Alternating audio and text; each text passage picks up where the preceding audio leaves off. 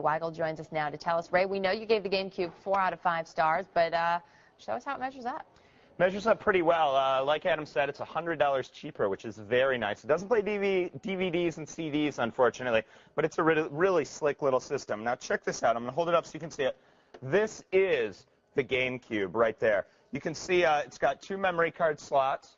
It's got ports for 4 controllers. The Xbox has ports for 4 controllers. The PlayStation 2 only has ports for 2, but you can get a multi-tap adapter, which will allow you to plug in up to 8. Now, if I tilt this down, you can see that it's a top-loading CD drive. It's actually used as a proprietary, these little 3-inch DVDs. I'm going to put this down and grab one of these discs so you can check it out. This is the Rogue Squadron disc. We're looking at Luigi's Mansion here on the screen. Look at these graphics. This game was originally, I'm going to blast this cloth here. You can see this. Look at this. This was originally a test program to show off the GameCube's transparency effects, which are really nice. I'm going to try and suck this into it. You can see Luigi there. And it's since become one of the #1 launch titles, Luigi's Mansion, for the GameCube.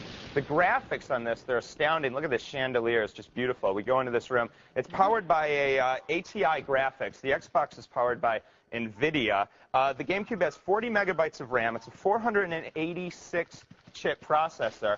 And what the object of this game, it's much like Ghostbusters. You walk around these rooms trying to suck ghosts in your vacuum. I'm going to suck the flames off these candles here. You've won this mansion, which Mario, your brother, this is Luigi, Mario's brother. You can remember him from Donkey Kong, Mario, is lost somewhere in this house, and you have to find him. And almost everything in this environment can be affected. You can see I can open the drawer, jiggle the vase there. And some levels, you know, secret things will be hidden in the vases. It's a really cool little game, and it's kind of indicative of a lot of the games we expect to see on the GameCube. You can see the cartoon quality. The GameCube is definitely aimed at a younger audience. It's not to say the games aren't deep. They are deep. And there's going to be some M-rated games. Those are mature games for people 17 and older. Nintendo really wants to, even though they're aiming at the kids market, they want to make sure that the older gamers are represented. Now, let's look at the back of this thing. We have a digital AV out right here, if we can see that we're not using. That's for better sound, 5.1 sound. And then you just have the regular plug and then a plug into your TV. Very simple hookup here.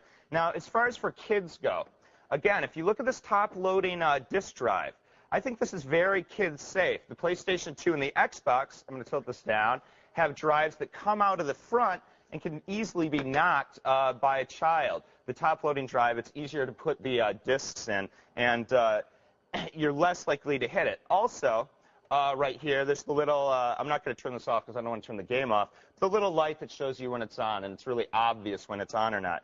The Xbox is huge and heavy. The GameCube is very light.